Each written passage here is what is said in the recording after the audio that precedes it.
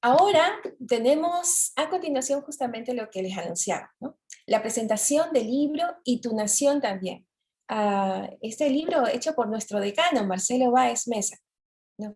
Realmente va a ser un coloquio, así que va a intervenir Janine Zambrano. Les voy a hacer una breve introducción de Marcelo antes de cederle completamente el micrófono a Janine y a Marcelo mismo, ¿no? Marcelo, bueno, es catedrático universitario, es poeta, es cuentista, es novelista, editor, traductor y crítico de cine.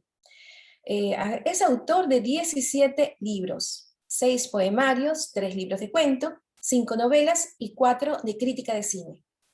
Es ganador de 9 premios nacionales de literatura, entre los que se destaca el Aurelio Espinosa Polit. También ganó el Premio Internacional del Relato Breve de Jorge Salazar, organizado por la editorial Pilpinta. Su más reciente libro es Tu Nación también. También ha publicado 6 contrapelículas de carretera en 1995-2008, publicado por la Caracola en coedición con la Universidad Andina Simón Bolívar, sede Quito, donde hizo su máster. Bueno, bienvenido Marcelo y Janine. Cedo el micrófono.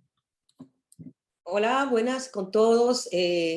Bueno, ya Mónica ha presentado el libro de Marcelo, pero yo quería compartir con ustedes la portada, porque aquí nosotros podemos, sobre todo, enfocarnos en el tema que vamos a conversar con Marcelo hoy, y es esto de las películas de carretera, ¿no? Lo vemos en la foto del libro, de que es un trabajo de muchos años que realizó Marcelo, ¿no?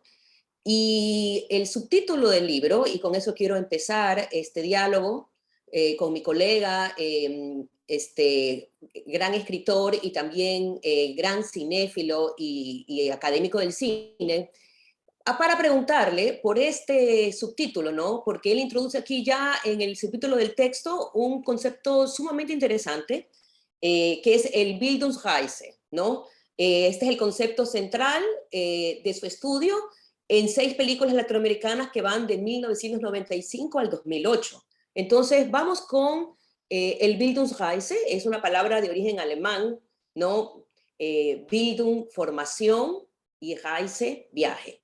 Pero es un concepto que va más allá pues, de esa etimología, que tiene raíces y alcances literarios y cinematográficos. Y me gustaría pues que Marcelo nos cuente brevemente qué significa esto, qué significa el Bildungsreise.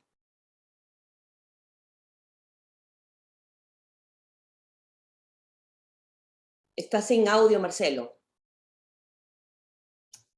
Buenos días. Gracias, Janine, por la pregunta. Gracias a los organizadores de Vórtice. El título implica un corte cronológico que me permitió acotar un periodo muy importante en el llamado Nuevo Cine Latinoamericano. Tenemos el año 95, que empieza una eclosión que ya estaba desde los 90. Año 86 se funda la Escuela de Cine de San Antonio de los Baños en Cuba, y hay esta eclosión del llamado Nuevo Cine Latinoamericano. Y mi gran interés fue el de escoger una serie de películas que tuvieran como común denominador el camino, la carretera. Y fueron alrededor de unas 80 películas iberoamericanas. Y poco a poco el corpus se fue acortando hasta llegar a estas 6, que las escogí por diversidad geográfica, política, histórica. Hay una película boliviana, una brasileña, una mexicana, una ecuatoriana, y podemos irlas revisando si deseas.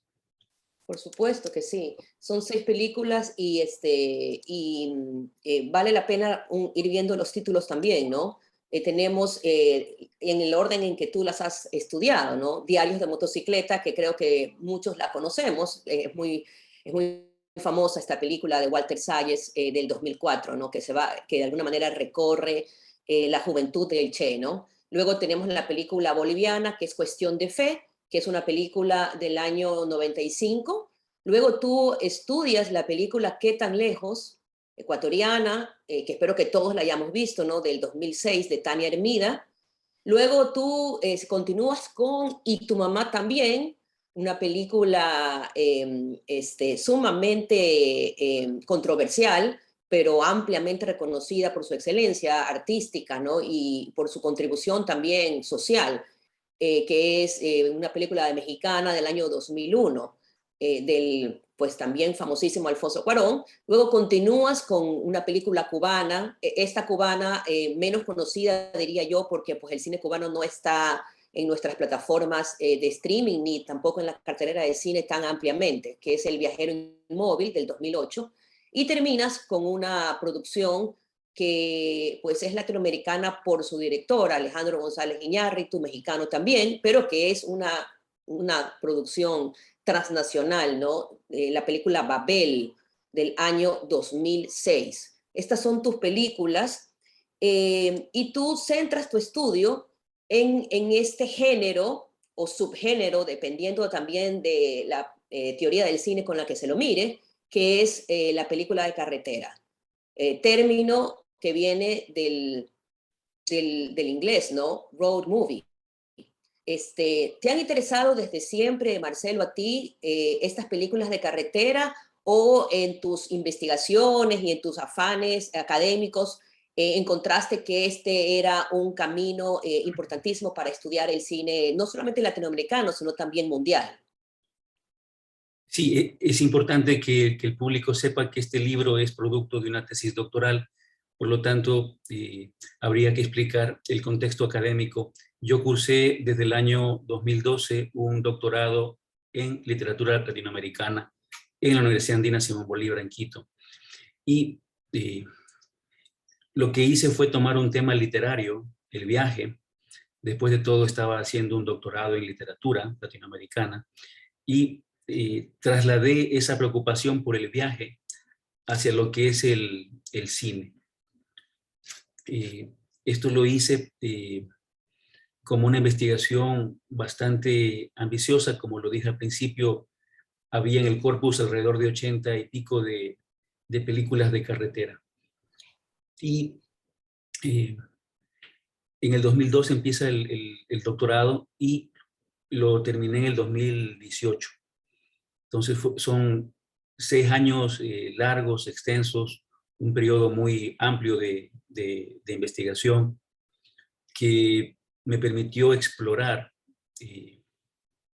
algo que siempre me ha fascinado como cinéfilo, que es el motivo del viaje, ¿no? Películas norteamericanas como It Happened One Night, eso sucedió una noche, de Frank Capra, películas como Easy Rider, de Dennis Hopper, son películas que me marcaron como cinéfilo temprano, ¿no? Y lo que hice fue trasladar esa preocupación a lo que es los estudios culturales. Y en la investigación me di cuenta que los términos eran móviles, los conceptos eran móviles, mutables, y me encontré con grandes hallazgos. Por ejemplo, que una teórica llamada Nadia Lai le denomina a las películas de carretera latinoamericanas, las denomina como contrapelículas de carretera, porque rompen el modelo hegemónico norteamericano de la road movie. Mientras la road movie norteamericana no necesariamente tiene una estructura X, la latinoamericana tiene otro tipo de estructura, ¿no? Por dar solamente un ejemplo, el happy end de la road movie norteamericana no está necesariamente en la película de carretera latinoamericana. Esto significa que el término contra película de carretera nos ayuda a entender mejor tiempos muertos, paradas en la carretera, la meta dramática no siempre es conseguida. Elementos que acabo de nombrar que se van en contra del modelo hegemónico del road movie, ¿no? Y Nadia Lai, de manera brillante en su libro, también es una tesis doctoral, ella habla de contra películas de carretera, y por eso el título del libro, el subtítulo del libro es el viaje de formación en 6 contra películas de carretera latinoamericanas, ¿no? Eso más o menos. Sí, claro, ya vamos a entrar a estos conceptos de la contrapelícula de carretera y otros más que salen en tu estudio, pero yo quisiera, para seguir en este diálogo, compartir un clip de presentación, un clip bastante general, pero muy interesante, de lo que son las películas de carretera o los road movies, ¿no? Esto es un género muy, muy estadounidense, como tú bien señalas en el texto, y que en los Estados Unidos además tiene muchos adeptos, no tantos así que siempre, que de vez en cuando se hacen además grandes películas de este género, muy taquilleras, y que también de cuando en cuando salen películas de altísima calidad, ¿no? De este género. Sin ir más lejos, y ahí pues lo dejo nada más como un bocadito para luego retomarlo al final, la ganadora del Oscar del año pasado, Nomadland, ¿no? Entraría también en esto, pero desde un punto de vista subversivo, ¿no? Que ya lo vamos a trabajar con los conceptos que tú has estudiado, Marcelo. Entonces, voy a compartir este clip sobre qué es un road movie y para que nos recuerde algunos road movies importantes, entre esos los que tú has elegido para tu estudio.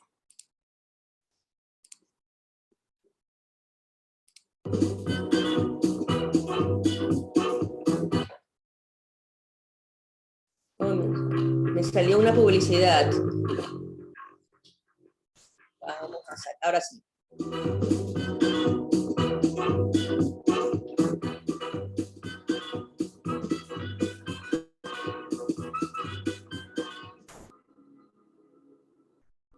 La nueva cinta de Sebastián Cordero es una road movie. ¿Pero qué significa esto? Las road movies o películas de camino giran en torno a un viaje, generalmente de carretera. No son un género en sí, pues las hay que son comedia, drama, película de acción, de terror, etc. El término se popularizó en los años 50 en Estados Unidos, cuando Hollywood empieza a producir cintas como Rebeldes sin causa, en una época en la que el automóvil representa un nuevo símbolo de libertad y estatus. El cine europeo, asiático y latinoamericano adoptan también el road movie de distintas formas. Se dice que uno de los orígenes del road movie sería la Odisea de Homero. Los hermanos Coen realizaron una original adaptación de esta novela épica de la Grecia antigua, en la que el héroe Ulises emprende un largo viaje de retorno a casa, pero la situaron en los Estados Unidos de los años 30. Como en la Odisea, el road movie es una suerte de viaje iniciático en la que los personajes sufren una transformación al verse confrontados a otros contextos y realidades. Este puede centrarse más en los personajes y su proceso interior. Otras veces, la crisis de identidad del protagonista es un reflejo de la crisis de una sociedad. Para el brasileño Walter Salles, que realizó Estación Central de Brasil y Diarios de Motocicleta, el viaje de sus protagonistas sirve de pretexto para descubrir realidades de la sociedad brasileña y sudamericana. En Diarios de Motocicleta nos muestra la transformación de Ernesto Guevara hacia el Che al descubrir la pobreza y las injusticias sociales de su continente. Otra característica del road movie es la importancia que toma el paisaje, casi como si fuera un personaje más. Como en la cinta ecuatoriana ¿Qué tan lejos?, de Tania Hermida, en la que el paisaje andino se hace presente constantemente. ¿Pero qué te pasa, joder? Que a vos todo te parece muy guay, man. Y ya da ira. Que los volcanes molan, que los indios flipan, que los colores alucinan. O sea, este es un país que tiene unos problemas también. Otro elemento que se convierte en un personaje es el vehículo. Puede ser un automóvil, un tren, un bus o una van, como en la singular Pequeña Miss Sunshine, comedia negra en la que una disfuncional familia viaja acompañando a la pequeña Olivia a un concurso de belleza. Las road movies suelen ser viajes que tienen un punto de no retorno, transformando radicalmente la vida de los viajeros y a veces llevándolos a un destino inesperado.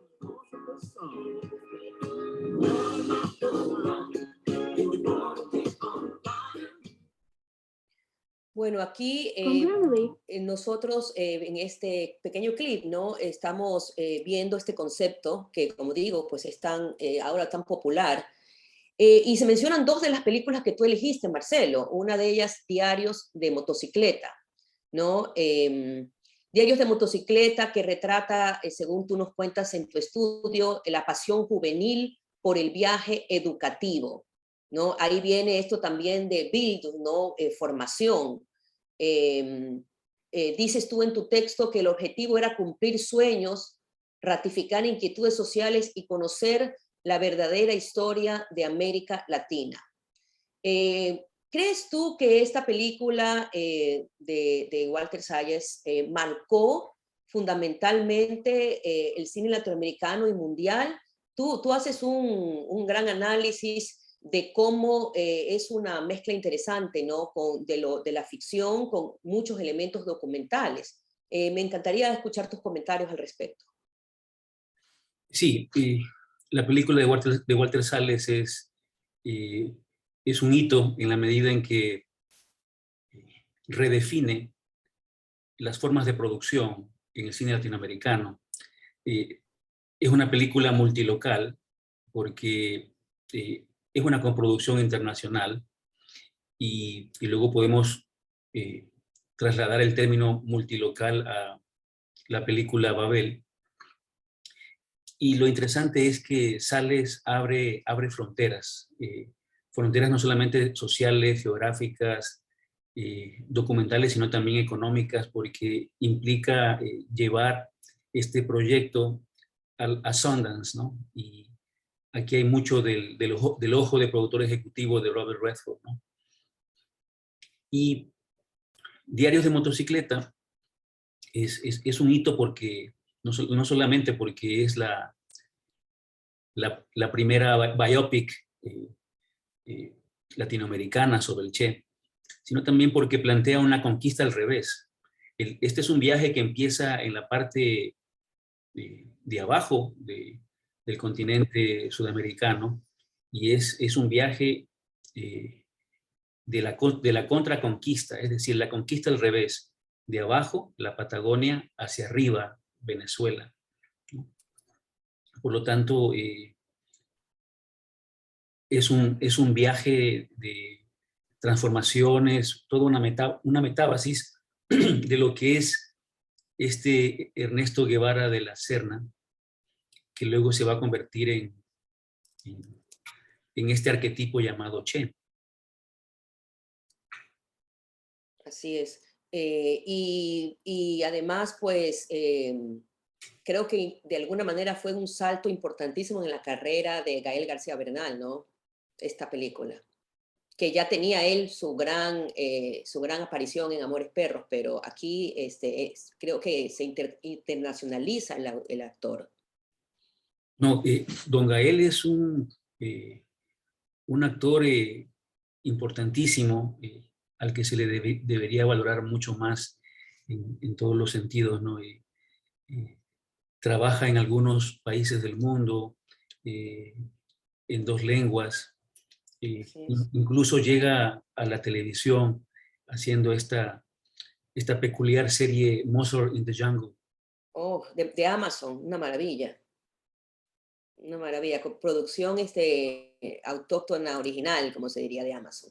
Y además aparece Gael García, de tus películas aparece, no solamente es el protagonista de Diarios de Motocicleta, sino también el coprotagonista de Y tu mamá también, y aparece también en Babel, ¿no? Es decir, esa es la importancia del actor, que en estas películas es un denominador común prácticamente. Sí, es una coincidencia que aparezcan las 2 películas. Insisto en la importancia de este dúo de actores, Gael García Bernal, Diego Luna, que nacen en otra road movie latinoamericana que se llama Y tu mamá también, que es la que de cierta manera le da el título a mi libro, ¿no? Sí.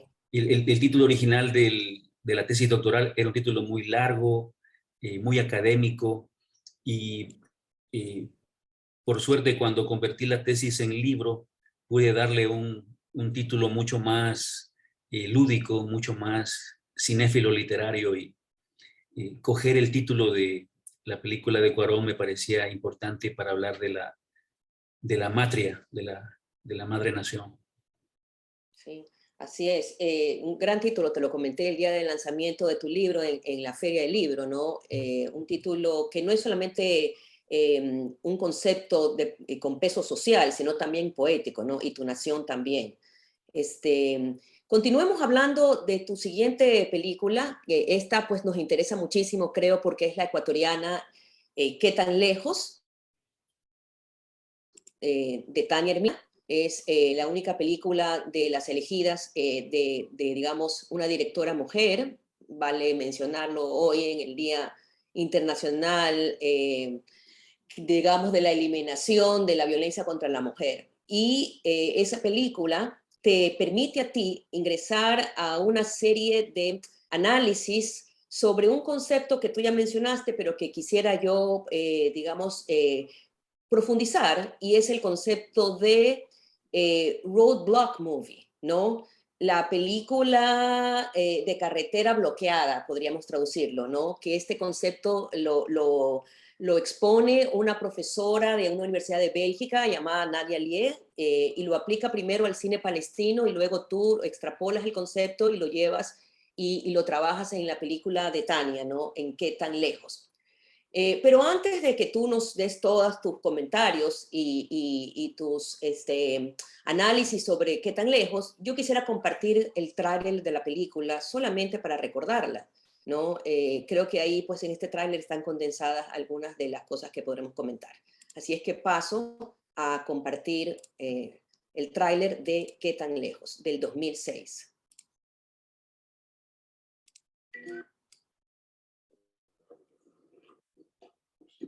Yo una vez vi una película en la que la gente estaba en una estación de autobuses que se encontraba en la mitad de la nada, no podían salir.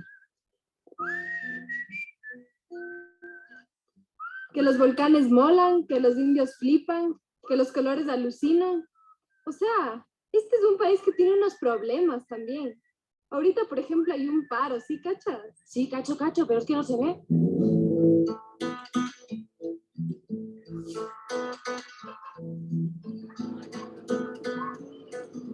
¿Cómo que no vaya? Si vos no quieres es problema tuyo, pero yo voy. Yo soy Esperanza. ¿Tú cómo te llamas? Me llamo Tristeza. No me lo creo, vamos. ¿Quién es ese, tía? Hola, soy Jesús. No te importa llevarnos a los dos. Francisco, hermano, pero me puedes llamar como todos, el iguana. No te importa llevarnos a los tres. ¡Gol! ¡Gol, chucha, gol! Cosa que empieza con... Lo único que nos faltaba. Si no estoy aquí, es porque me fui. Tuve que correr, tuve algo que hacer.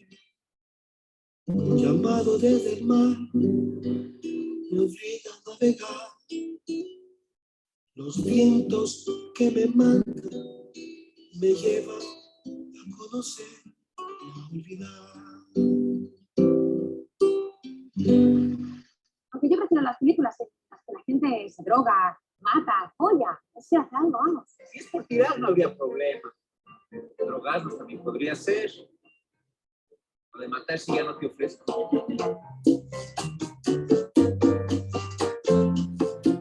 Ya estoy cansado de cantar canciones de amor.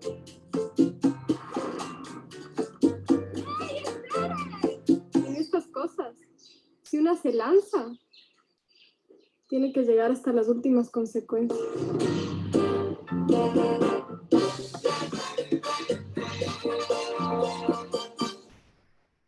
Bueno, mírenla en Choloflix, ¿vale? Quiero solamente decir que qué bueno que está Choloflix, ¿no? Nos permite ver cine ecuatoriano, por fin. Bueno, Marcelo, cuéntanos, ¿qué encontraste tú en tu estudio de Qué tan lejos?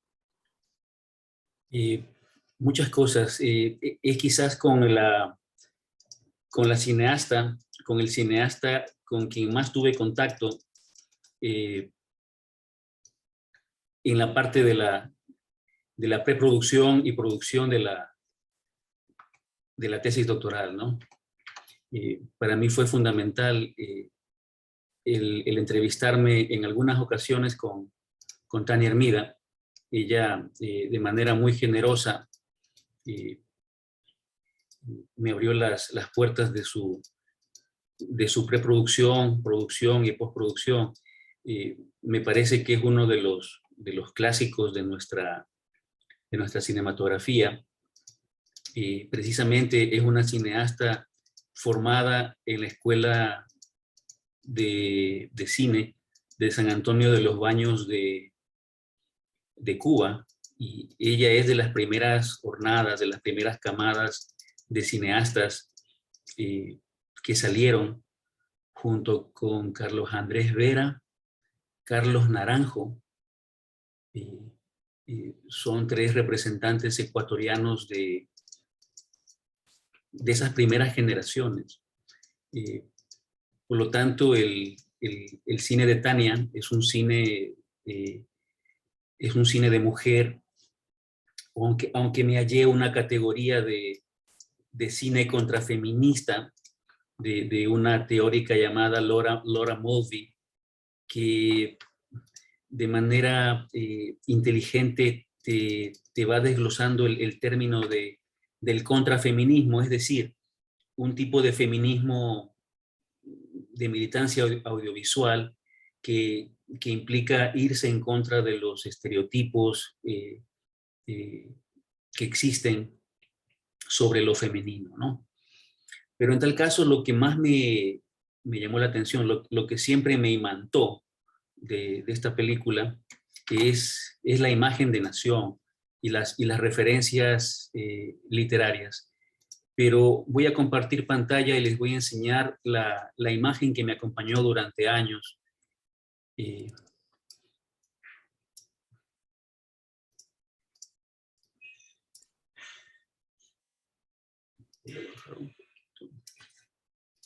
En la imagen que tienen en la pantalla, que es de la última versión de la tesis doctoral, la tesis doctoral tenía ilustraciones, ¿no? Luego me decanté por eliminarlas. La imagen que están viendo es la de el personaje principal, Teresa, que se hace llamar Tristeza, porque esta es una película en la que los nombres se trastocan, inclusive los nombres que tienen que ver con la formación y conformación de la nación. Esta imagen me siguió durante muchos años por la representación de lo nacional. Y cuando en una de las entrevistas que le hice a Tania Hermida, y esta fue en este año que está terminando, la invité a Tania a mi clase de dirección audiovisual. Y ante mis alumnos le hice ver que esta imagen era una metáfora tricolor de lo nacional, y le pregunté si en la planificación de la dirección de arte, diseño de la producción, había una intencionalidad al poner el amarillo de la banca, el azul del jean, el rojo del buzo, si había una intencionalidad en referirse a la bandera del Ecuador, ¿no? Y me dijo que no, que en lo absoluto había una intencionalidad. Pero en tal caso, es interesante cómo trabaja el inconsciente de los grandes artistas. Y bueno, Tania lo es, y pertenece a ella a una de las categorías más preciadas por mí, que es la del artista pensador, la del director crítico, ¿no? Tania ha hecho un par de maestrías en estudios culturales, y es realmente enriquecedor escucharlo, es escuchar a una pensadora a carta cabal. Y de hecho, esta preocupación por la nación la lleva a su tercera película, que ya está terminada en la fase de postproducción, que es una película cuyo título no nos quiso revelar, que es relativa a las Islas Galápagos, ¿no? Entonces, su tercera película sucede en las Galápagos y otra vez retoma a un personaje femenino adolescente.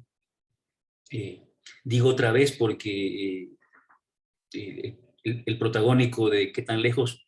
Lo tiene una adolescente, mientras que la segunda película de ella lo tiene una niña, ¿no? Entonces es esta mirada de lo nacional desde la feminidad, y estamos muy curiosos de saber cómo ese espacio mítico que es las Galápagos ha sido cinematografiado por Tania. Así es. Y grabaron además en pandemia, ¿no? Eso fue muy interesante, el trabajo en Galápagos de Tania. Tú hablas en tu estudio, Marcelo, de que estos personajes, ¿no? Viven un viaje de autorreconocimiento, ¿no? Es decir, mientras se van encontrando y reconociendo a sí mismas estas dos personajes femeninos, también van reconociendo a la nación, pero cuando terminan el viaje, se han formado una noción distinta de la nación y de la vida.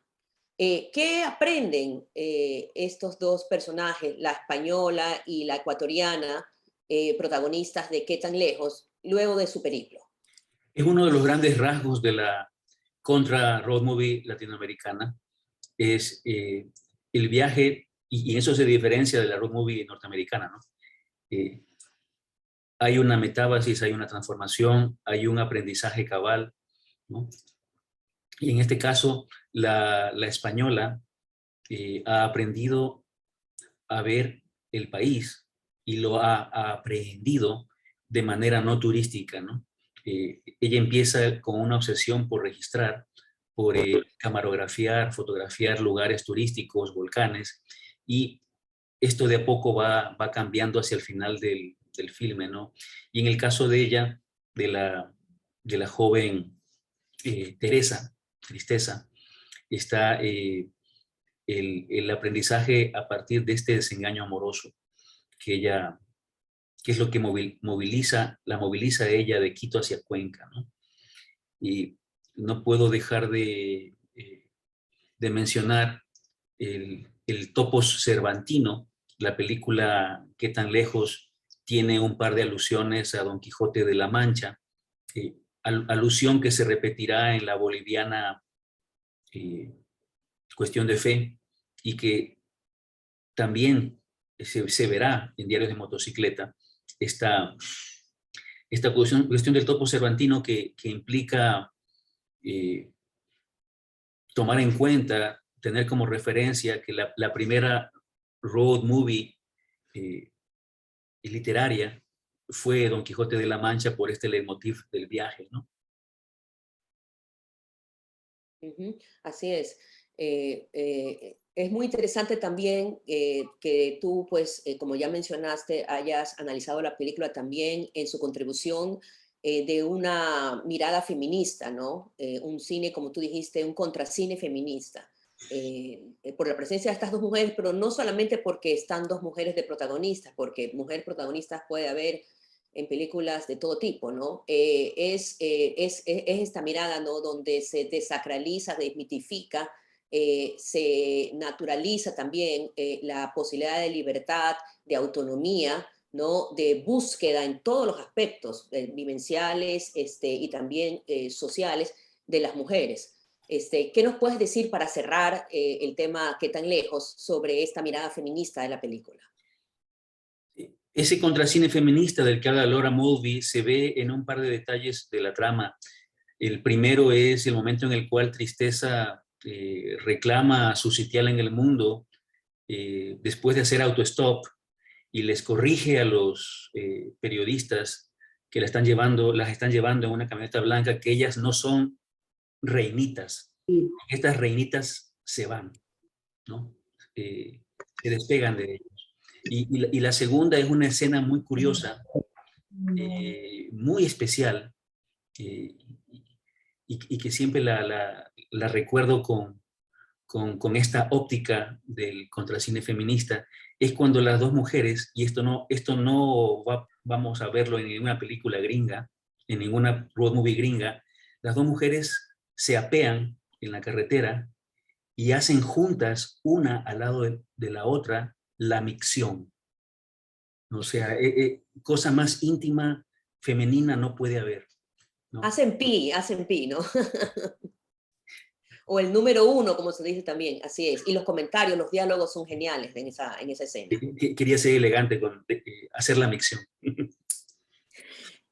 Así es. Sí, bueno, continuando con el viaje por tu libro y el viaje por el cine latinoamericano, pasemos ahora a una película que, si bien es anterior a Qué tan lejos, ¿no? Esta es del 2001, me refiero a Y tu mamá también, te permite a ti esta película ir avanzando, ir más allá en tu planteamiento de esta relación compleja y riquísima entre la contrapelícula de carretera y el concepto de nación, ¿no? Entonces vamos ahora a hablar un poquito sobre Y tu mamá también, pero para entrar en calor en esta conversación, me gustaría presentar el tráiler también de Y tu mamá también, y no es el tráiler original, sino este es uno que se hizo para un relanzamiento que hicieron de la película en México. Así es que lo comparto en este momento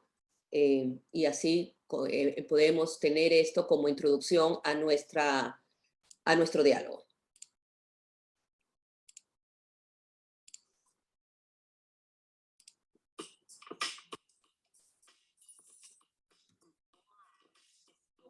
Bueno.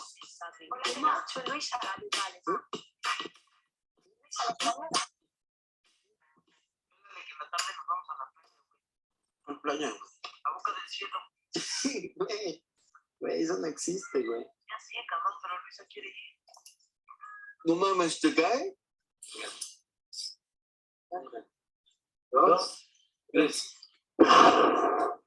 Las tropas de unos monchis, ¿no? ¿Capitán? Sí, soy Charo Astral, sí, miras. Es una mezcla entre Charón Astral y el Charro Lastre. Suena chido, ¿no? No, pero más bien es que el Samir no se sabía la letra de un rolo, no, en inglés. ¿Conoces? Charro Lastre, Charro Lastre.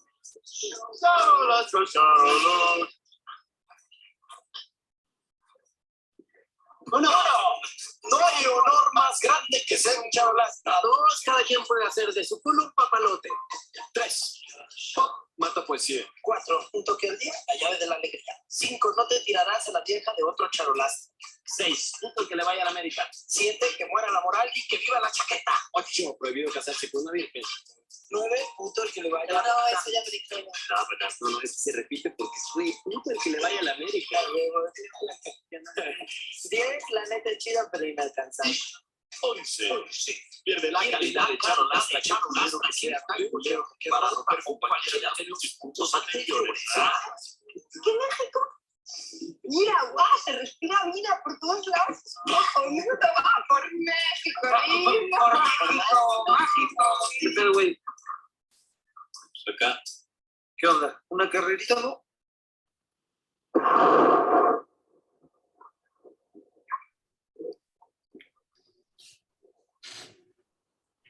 Un tráiler muy alternativo porque no tiene música, ¿no? Entonces se han concentrado solamente en extractos de los diálogos de ellos, ¿no? Y en esta relación de estos dos amigos, estos dos adolescentes que están en este viaje de vacaciones, ¿no? Y donde se desatan todo tipo de situaciones, ¿no? Entonces, hablemos sobre Y tu mamá también. Marcelo, ¿qué nos puedes contar sobre tus descubrimientos en relación a esta gran película? Bueno, en retrospectiva, y esto no lo pongo en el libro, admiro cada vez más y más una figura como la de Alfonso Cuarón. ¿Y por qué? Su película Roma me remite a los procedimientos y estrategias audiovisuales del neorrealismo italiano. Y estamos ante una escuela cinematográfica como es el neorrealismo italiano, que fue una de las bases del llamado nuevo cine latinoamericano, y esto se lo puede ver en el glosario que pongo al final del libro, ¿no? Y estos comienzos cinematográficos me parecen más auténticos. Esta cámara libre, libérrima, estos actores que parecen no actuar, sino ser, ¿no? Esta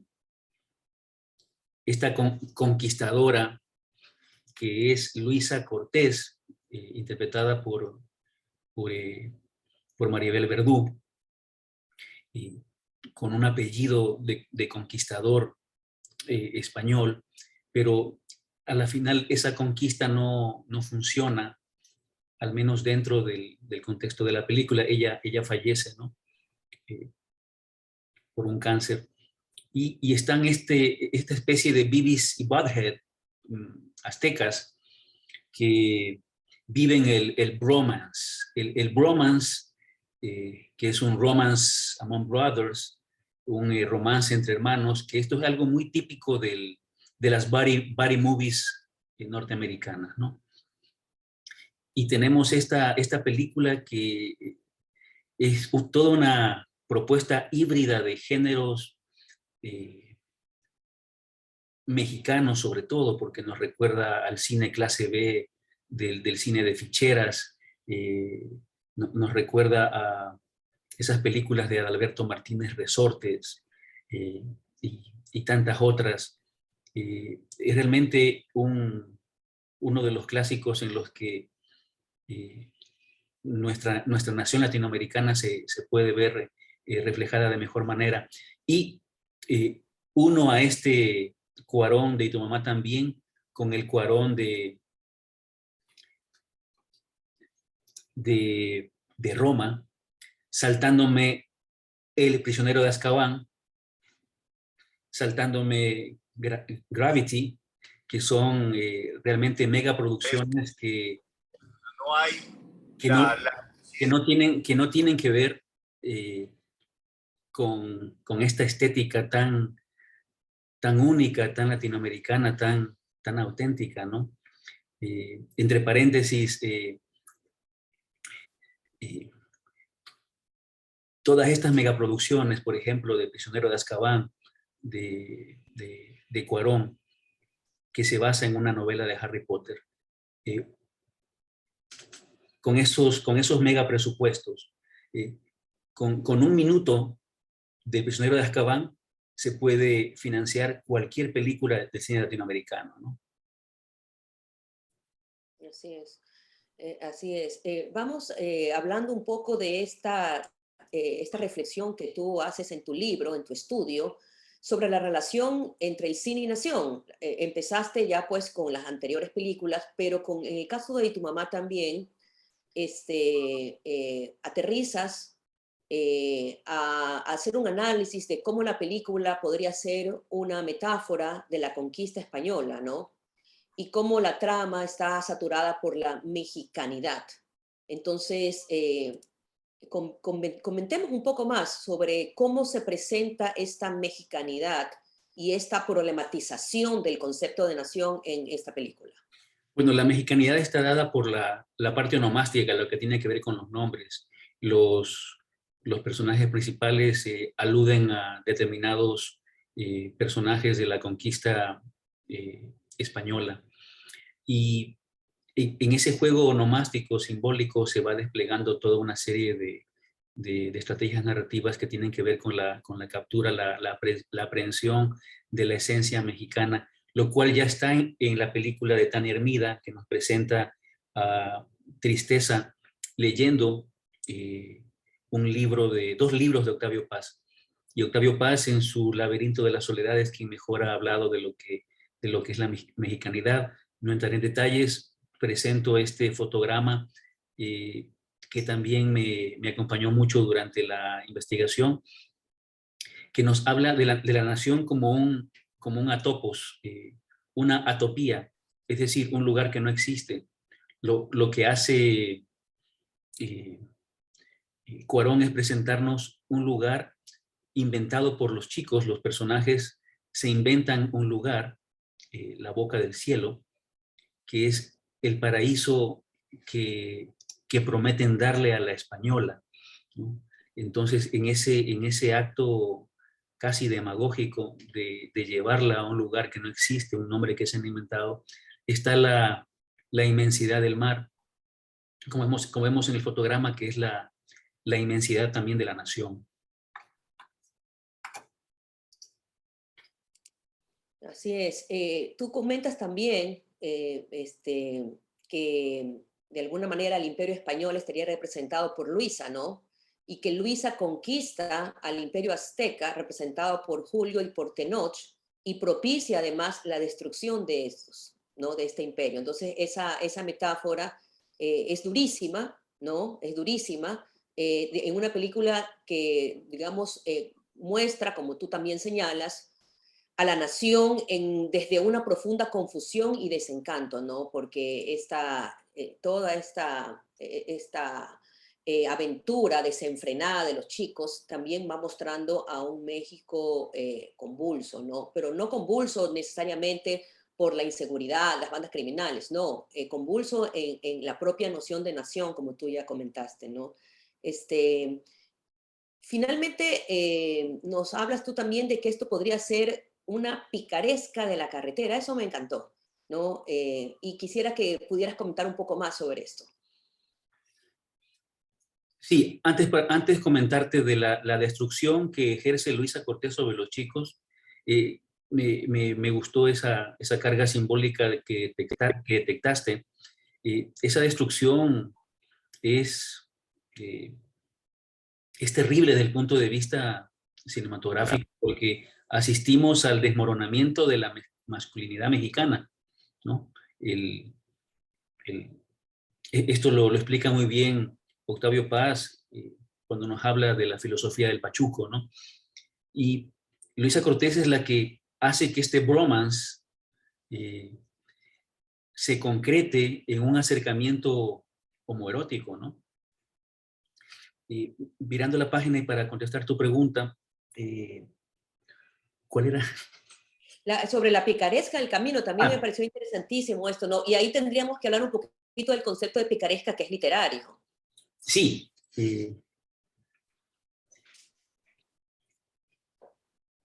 Menciono a Lazarillo de Tormes en mi libro como la novela que da origen a toda esta corriente, ¿no? Y estos pícaros están representados en los dos chicos que son Julio y Tenoch. Estos pícaros se van a reproducir, van a aparecer de nuevo en otros dos pícaros que son los de la película Cuestión de Fe. Y esa picardía es la que marca el trayecto, porque es una picardía incansable que tiene sus cimientos en esa filosofía que ellos se inventan, una filosofía muy populachera, que es el decálogo del charolastra, ¿no? Así es. Pero dices, tú llegas a decir que más que una picaresca del camino, podría ser esto una picardía por estos tintes de comedia sexualizada, ¿no? Sí, el cine mexicano tuvo en el cine de ficheras muchos filmes con este tipo de tramas, ¿no? En que lo pícaro, lo erótico, siempre era parte de la taquilla. Eran filmes realmente taquilleros.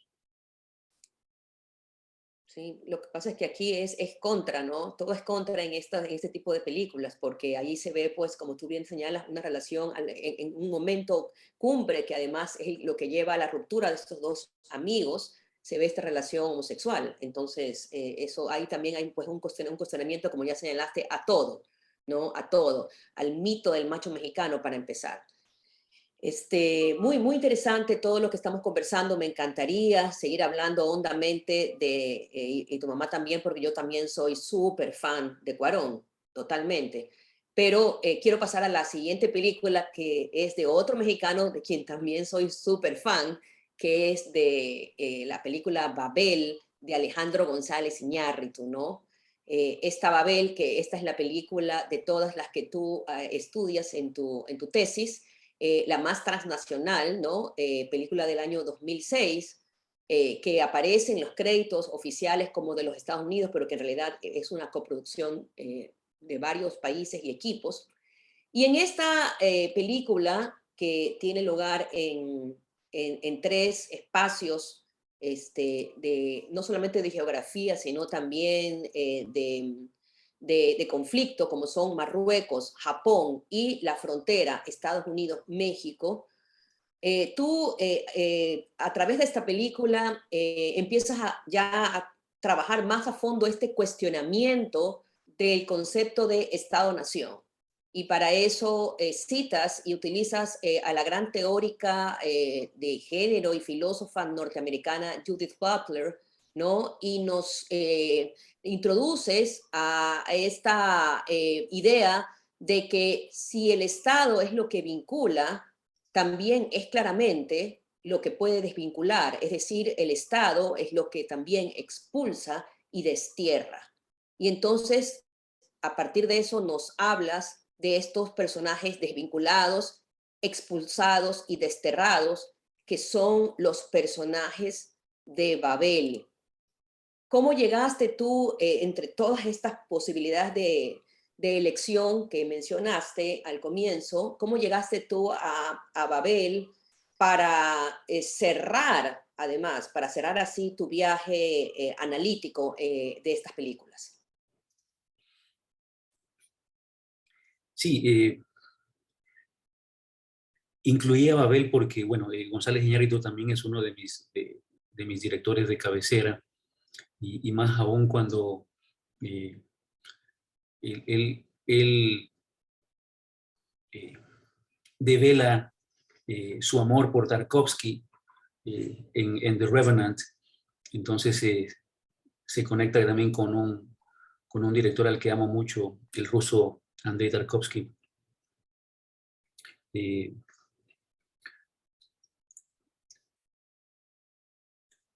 Puse Babel pese a que mi director de tesis, mi asesor bibliográfico, el cotutor, estaban en desacuerdo porque no la veían como una road movie.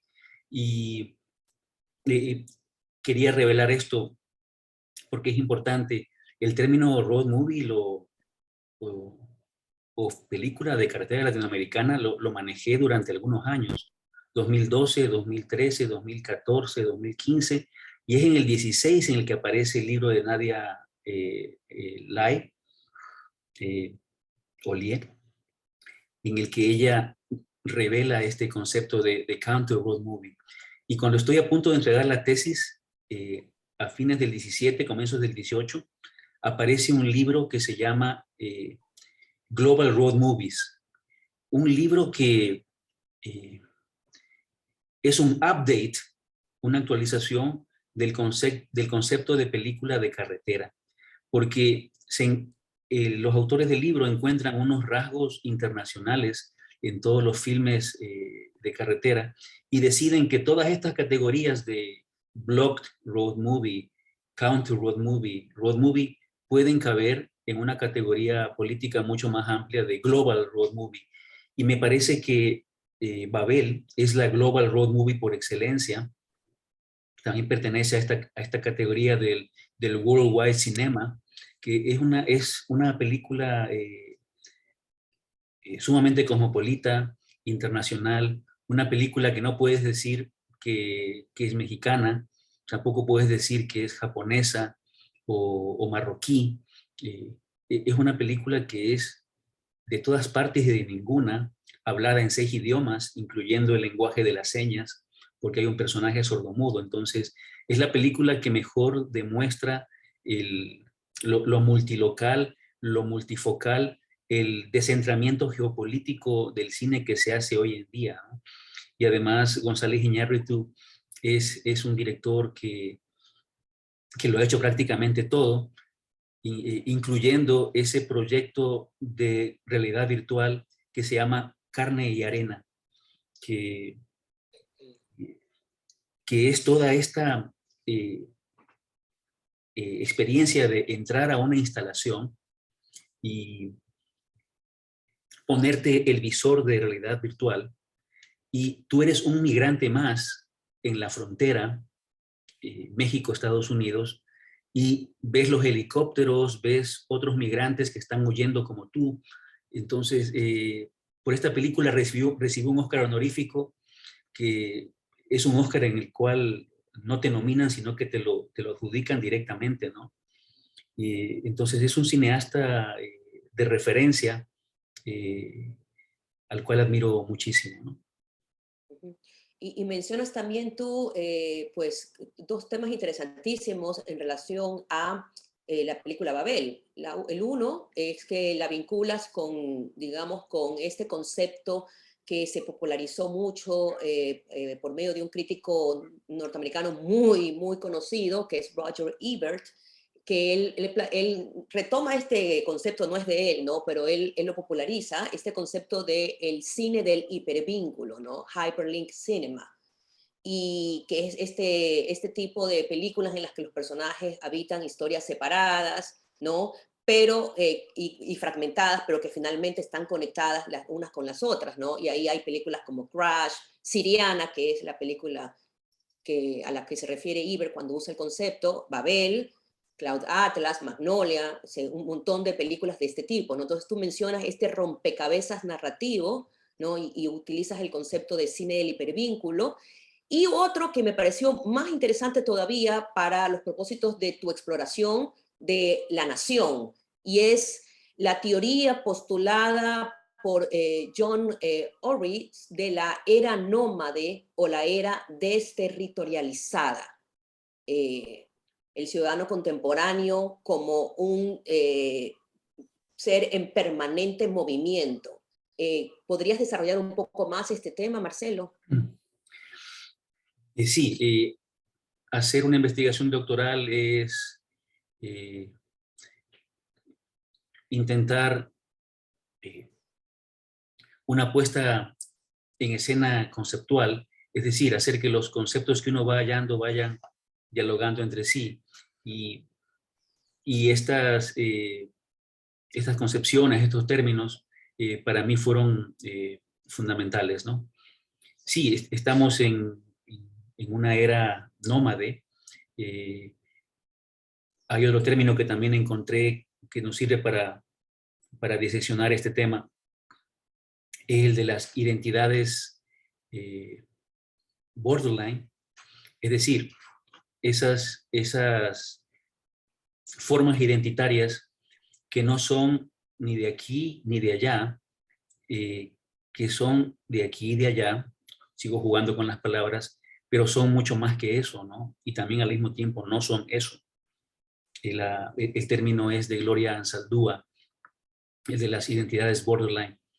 Y estos conceptos me permitieron diseccionar esta torre de lenguajes que parece un título muy obvio, el título bíblico de la película de González Iñárritu, pero esta Babel de lenguajes que él plantea en su película es también la Babel de los estudios culturales, de las corrientes teóricas, y lo que se intenta en una investigación doctoral es conciliar todos esos conceptos, bajarlos del pedestal y convertirlos en tan asequibles que mira, tú los has detectado muy bien y los traes a colación.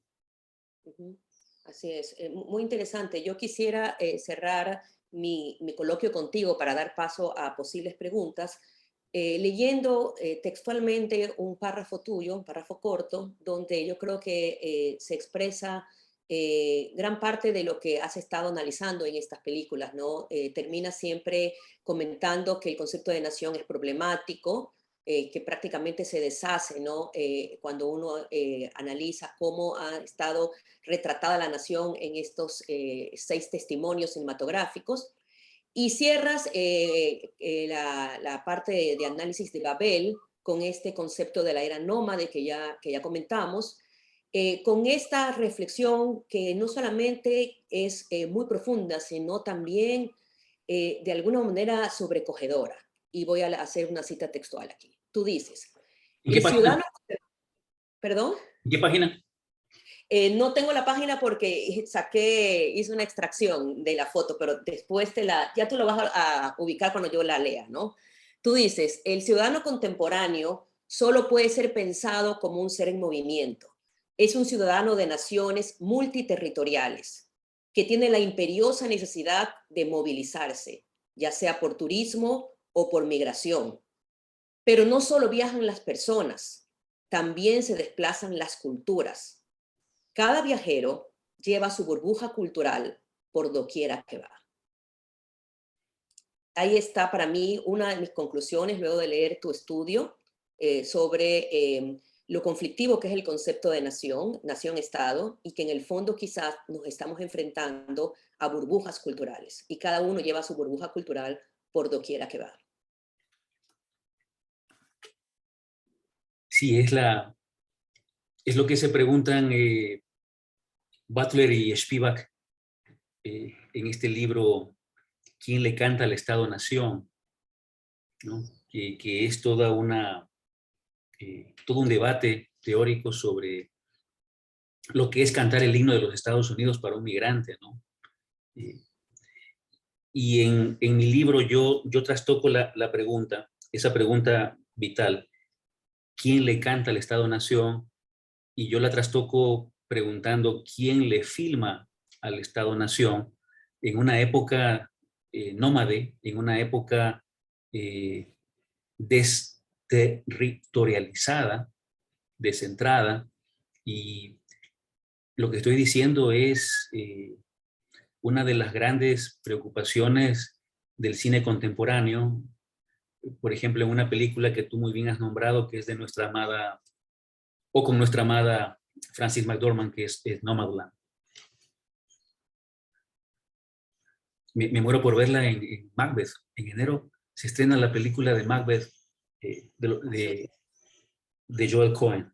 Esperemos que llegue a cines, solamente eso comento. Pero bueno, en todo caso, interesantísimo, Marcelo, muchas gracias. Doy paso a los organizadores del encuentro para preguntas u otros comentarios. Por mi parte, te agradezco enormemente, ha sido realmente fascinante leer tu estudio y lo recomiendo a todos los que quieran no solamente reflexionar y entender más de cine latinoamericano, sino también reflexionar y entender más el mundo.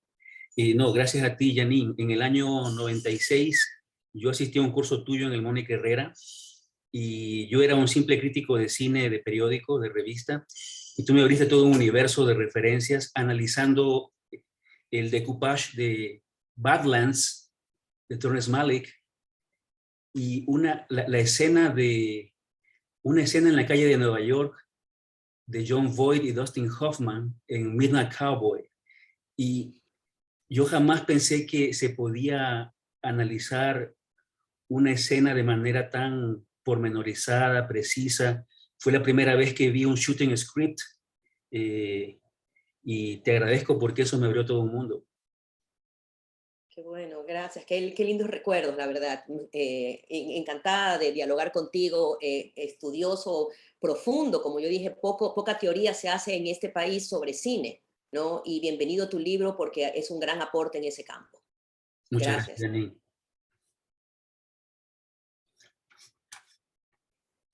Ok, muchísimas gracias, Janine. Gracias, Marcelo, también. Actualmente estoy intentando ver si hay preguntas, pero bueno, me gustaría, tal vez a manera de síntesis, dada la exposición y lo cracks que ambos son, ¿no? En temas de semiótica cinéfila, me gustaría de pronto preguntarles acerca, o preguntarte a ti, Marcelo, específicamente, sobre si tuviésemos que resumir las variables por las cuales tú analizas el cine de carretera, ¿cuáles serían? Las variables, bueno, yo apuntaría a cuestiones teóricas, coger ciertos conceptos, ¿no? E irlos interpolando. Un concepto una concepción, una teoría, es como un bisturí que te permite ir abriendo ese corpus cinematográfico y te permite ver cosas que utilizando otros medios, otras herramientas, no vas a conseguir. La teoría es un bisturí poderoso para poder diseccionar un fenómeno cinematográfico, y las variables son todos aquellos conceptos que Janine y yo hemos nombrado en esta hora y pico, y es lo único que permite ver no solamente un texto, en este caso un filme, sino es lo único que permite ver el mundo de una manera completamente distinta y mucho más completa. Claro que sí. Sí, gracias. La verdad es que ha sido extensivo también el coloquio y muy enriquecedor, ¿no?